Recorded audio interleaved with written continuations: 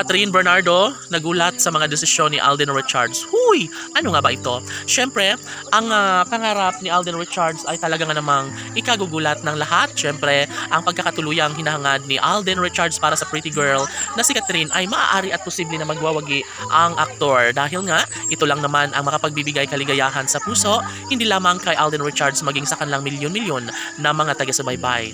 Palagay ng taong bayan ay kayang-kaya na patunayan ni Alden Richards ang lahat ng kanyang hangarin para kay Queen Catherine. Siyempre, si Alden ay talagang focus at seryoso ngayon sa kanyang pag-ibig para kay Catherine Bernardo. Laging inaasahan ng netizens na makakayanan lahat ni Alden Richards at Catherine ang lahat ng mga dumating na pagsubok sa kanilang relasyon. Mahalaga para sa netizens na dapat talaga ay magkaroon ng katatagan, magkaroon ng habang buhay na kaligayahan si Alden Richards at Catherine Bernardo. Bagay lamang na kanila itong patunayan dahil marami ang nag-aabang at umaasa at sana nga one day ay magkaroon na nga ng habang buhay na pag-ibig ang mga puso ni Alden Richards at Catherine Bernardo.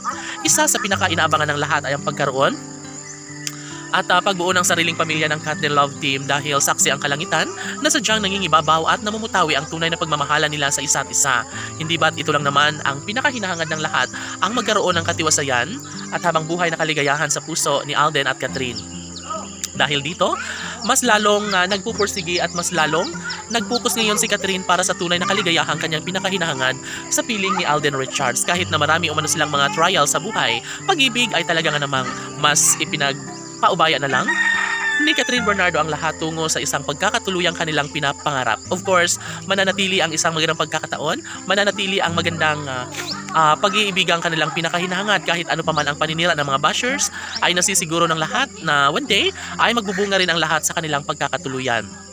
Maaaring susubukin si Alden at Catherine sa kanilang pagmamahalan, ngunit ipinapangako na nila ito sa isa't isa na ipagpapatuloy pa rin nila ang kanilang walang hanggang pagmamahalan.